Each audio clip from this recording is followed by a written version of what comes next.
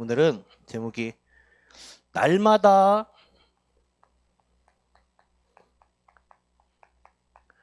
예배의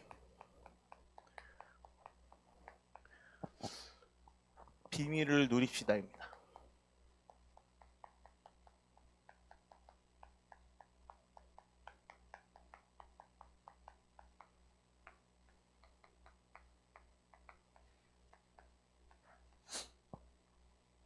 오늘 하나님의 말씀을 통해 이 사마리아와 같은 세상을 살아가는 우리의 삶이 복음이 필요한 곳에 복음을 전달하는 시작이 되길 바라겠습니다. 현장을 보면 볼수록 복음만이 필요한 이유를 깨닫고 이 복음만이 필요한 이유에 나의 삶의 방향을 맞출 때 하나님의 역사는 시작됩니다. 먼저 오늘 배경을 알아보자면 주전 772년경 이스라엘은 두 개의 나라로 갈라지게 돼요. 다윗의 아들 솔로몬 때에 솔로몬이 많은 우상숭배의 죄를 범합니다. 솔로몬의 그 다음 아들 때에 이스라엘이 남쪽 유다 그리고 북쪽의 이스라엘로 나라가 반으로 갈라지게 돼요. 이때 남쪽 유다의 수도는 사마리아고 북이스라엘은 예루살렘입니다.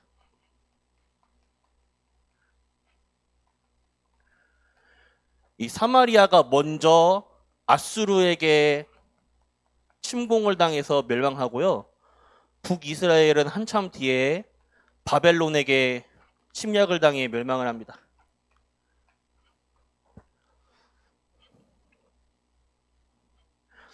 이 남유다가 먼저 아수르에게 침공을 당했는데 이 아수르가 이 남유다에게 어떤 정책을 펼치냐? 남자들은 전부 세계의 노예 시장에 팔아버립니다. 그리고 남유다에 남아있던 여자들은 다른 나라의 사람들을 데리고 와서 혼혈 정책을 펼쳐요.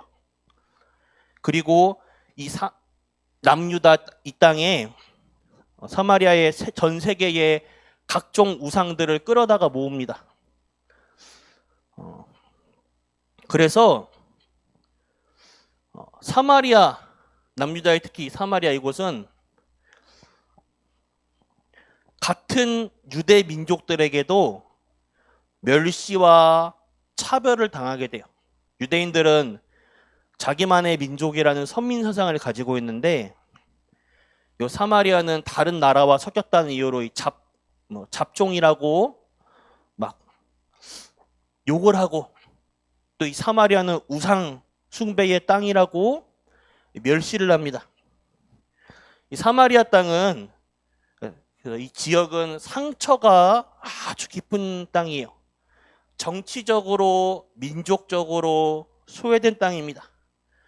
심지어 이 유대인들은 사마리아인들을 보면 상종을 안 했어요.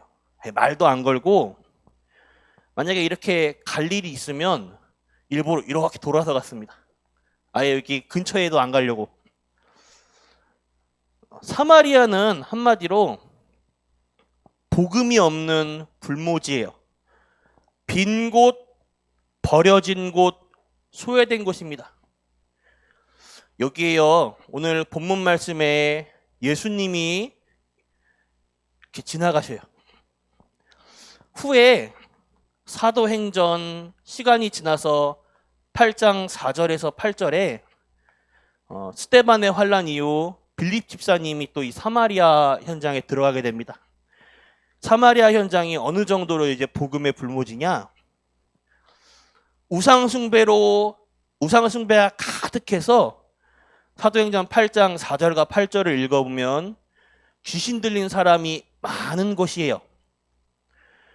중풍병자와 고질병자 많은 곳입니다.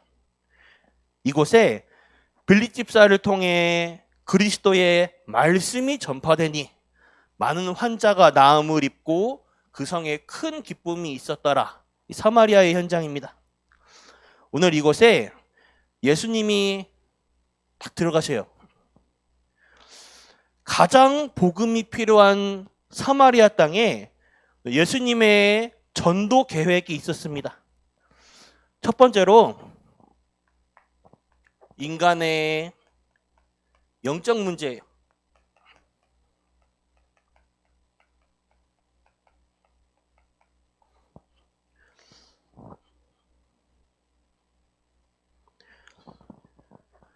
야곱의 우물가에 사람을 피해서 오늘 이 사마리아 여자가 물을 길러 나왔습니다. 이 사람이 일부러 사람들의 시선을 피해서 이게 한적한 시간에, 사람이 없는 시간에 이렇게 몰래 나왔는데 때마침 예수님을 만난 거예요. 예수님이 여자에게 물을 달라고 하는 거예요. 목이 말라서. 사마리아 여인은 유대인인 예수님이 자기에게 말을 거니까 되게 이상하게 생각했어요. 아니, 유대인이 왜 어째서 이 사마리아인인 나에게 말을 걸어주지? 이때까지는 예수님을 나그네로 봤어요. 그냥 나그네 유대인. 예수님은 이 여인에게 영원히 목마르지 않은 생명수의 비밀을 말씀해 주십니다. 예수님이 여인에게 갑자기 남편을 불러오라 하셔요. 사실 이 여자에게는 숨겨진 영적 문제가 있었어요.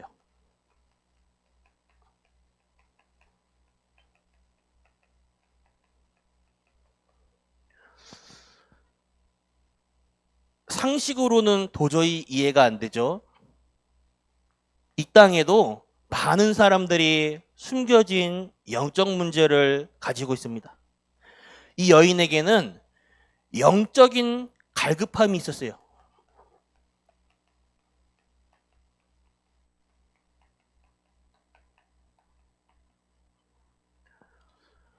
이 여자에게는, 이 사마리아 여인에게 어떠한 숨겨진 문제가 있었냐? 음란이라는 문제가 있었습니다. 남편이 5이나 있었고 지금 있는 남편도 본인 남편이 아니에요. 본인의 그 음란을 숨겨진 이 음란이라는 문제를 남들 몰래 채우고 있었어요. 이 여인은 그 자신의 영적 문제에 갈급한 목마른 이런 문제를 가지고 있어요. 이거는 이 여인과 하나님만 아는 사실이었습니다. 오늘 예수님이 이 여인의 숨겨진 문제를 딱 집어줘요. 우리는 현장에서 복음만이 필요한 이유를 정확하게 알 때 복음만 말하게 될 것입니다.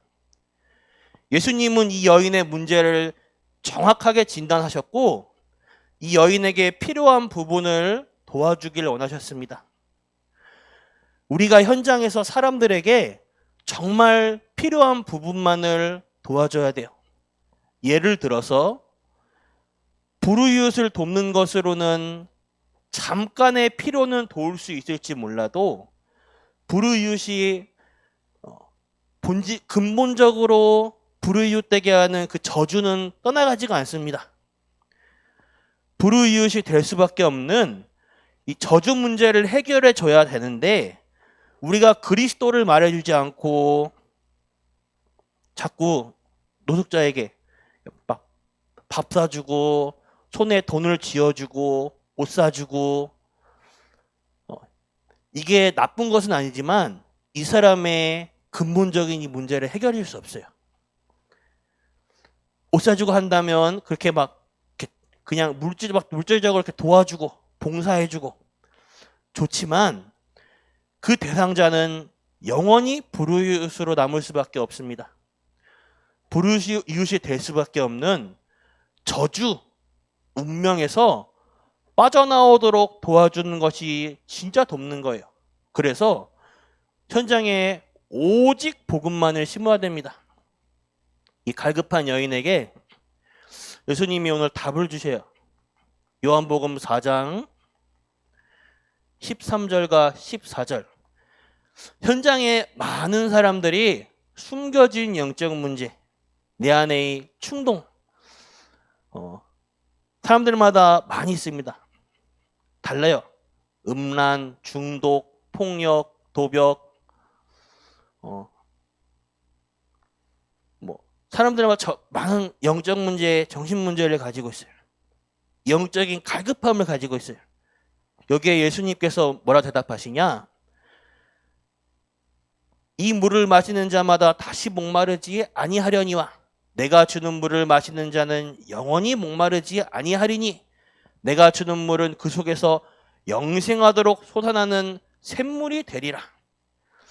이 영적 문제의 영적 갈증에서 영원히 목마르지 아니한 영생하도록 솟아나시는 샘물 대신 그리스도.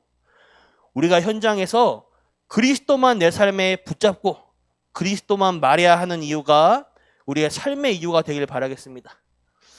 오늘 두 번째로 예배의 본질이에요.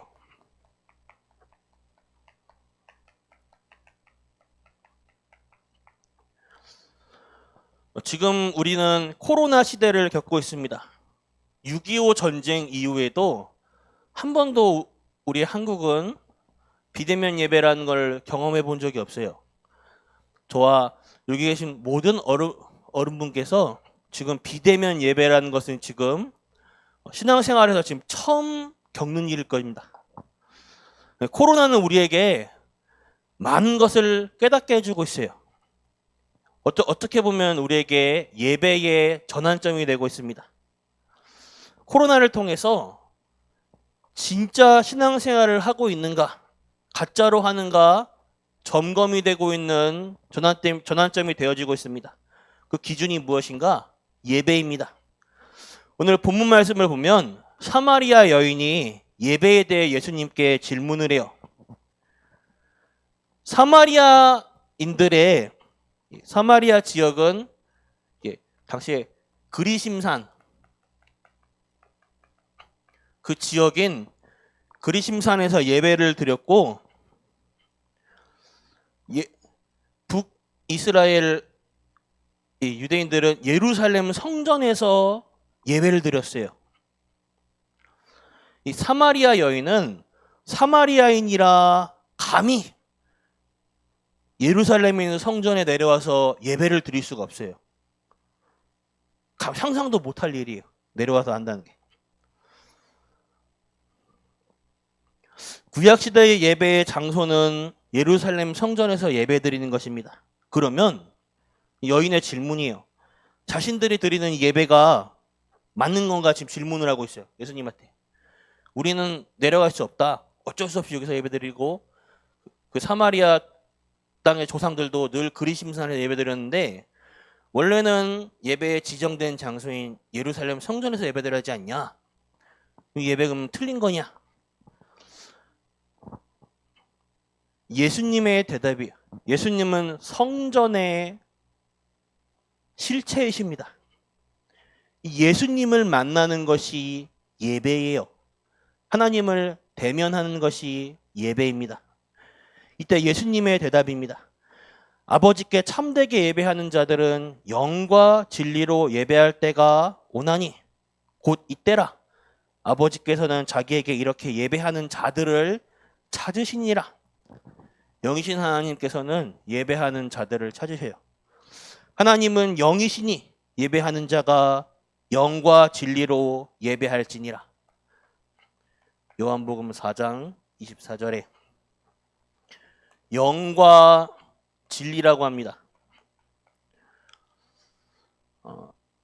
2007년도인가 8년도부터 성경이 지금 우리가 보는 성경으로 새롭게 번역됐는데요. 그 이전 성경에는 신령과 진정으로라고 되어 있어요. 그렇다면 이 영과 진리는 무엇이냐? 영은 성령을 말해요. 우리에게 진리는 무엇이냐? 우리에게 진리는 영원히 변하지 않는 하나님의 말씀을 말합니다. 이 하나님의 말씀은 결국 무엇을 말하냐? 예수가 그리스도 되심을 증거하고 있어요. 예수가 그리스도 되신 증거하는 하나님의 말씀, 그 진리예요. 성령과 하나님의 말씀 안에서 성령 충만과 예배 속에 이 언약의 비밀을 누리는 가운데 예배가 드려져야 돼요. 예배를 드릴 때 성령 안에서 예배를 통해 하나님의 언약을 붙잡는 것이 예배예요. 하나님의 내게 주시는 말씀을 붙잡는 거예요. 예배를 통해서 예수가 그리스도구나, 이거 아니면 안 되는구나, 이걸 붙잡아야 돼요. 우리가 예배 자리에 와서 무조건 앉아 있는다고 예배가 아니에요. 예배 자리에 와도요, 다른 생각할 수도 있고요, 아무 생각 없이 앉아 있을 수도 있어요. 진짜 예배 속에서 성령 충만 속에 언약 붙잡는 예배를 날마다 승리하시길 바랍니다.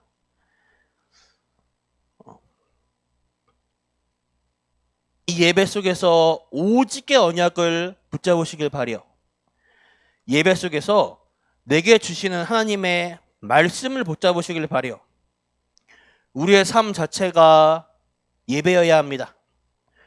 초대교회가 승리할 수밖에 없는 비밀, 초대교회 성도님들은 매일이 삶의 예배였어요. 그러니 당연히 고난과 핍박 속에서 승리할 수밖에 없습니다. 우리가 매일 예배 속에 들어가시길 바라요.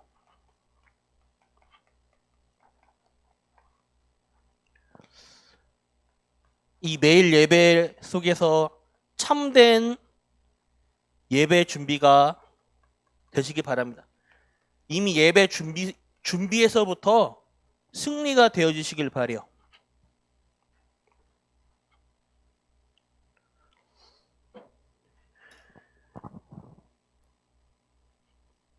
구약시대 때는 예배를 하나님 만나려면 우리가 매일 짐승을 잡아야 돼요. 매일 짐승 잡고 그렇다고 하나님은 바로 대면할 수 있냐? 아니에요. 그래도 하나님, 죄를 가진 인간이 하나님을 함부로 막 대면하고 이렇게 할 수 없어요. 그런데 예수 그리스도께서 십자가에서 그리스도의를 완성하셨을 때 성소 안에는, 성소와 지성소 사이에 있는 휘장, 가죽 옷으로 된 휘장이 사람이 찢으면 아래에서 찢겠죠. 길이가 3m 되니까 위에서 아래로 찢겼어요. 그 말은 예배에 지정된 장소에 늘 짐승을 가지고 예배를 드려야 되는데 그게 아니라 이제는 예수 그리스도, 우리와 하나님 사이의 중보자 대신, 우리가 하나님을 만날 수 없는데 예수 그리스도를 통해서 만날 수 있는 거예요. 중보자 대신 이 예수 그리스도를 붙잡고 날마다 우리가 어느 곳에 있든지 하나님을 대면할 수 있는 거예요. 가정에 있든지 교회에 있든지 직장에 있든지 어느 현장에 있든지 더 이상 동물 안 잡아도 돼요. 예수님께서 대속물, 우리의 대속물이 되어주사 예수 그리스도 언약 딱 붙잡고 우리가 있는 현장 그곳에 어느 때든지 언약 붙잡고 예배드릴 수 있어요. 어느 때든지 하나님을 대면할 수 있어요. 매일 예배, 참된 예배 속에 성령 충만 안에서 언약 붙잡는 예배 속으로 들어가시길 바랍니다. 이 사마리아 여인은 처음에는 예수님을 나그네로 알았어요. 그냥 유대인. 그러다가 중간에 보면 랍비 또는 선생님, 또 선지자로 합니다. 예수님이 그리스도란 걸 몰라요. 오늘 본문 말씀 마지막에 이 예수님이 그리스도, 이 메시아라는 것을 깨닫습니다. 그리고 전도자가 돼요. 너무나 충격적이고 놀라니까 그 물덩이 그 양동이를 아예 버려두고 이 예수님을 전파하러 바로 뛰어나가요. 예수는 그리스도, 우리의 모든 문제 해결자 되십니다. 지금 성령으로 저와 함께 여러분과 함께 언제나 함께 하셔요.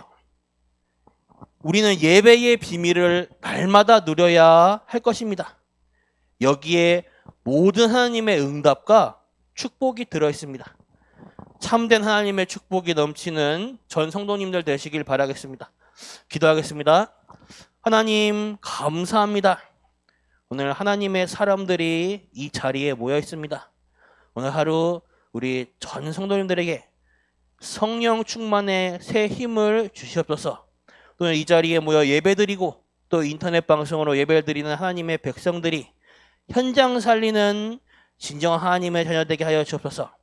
오늘 우리의 영안을 밝히는 시간 되게 하여 주옵소서. 오늘 우리 전 성도님들이 가는 발걸음마다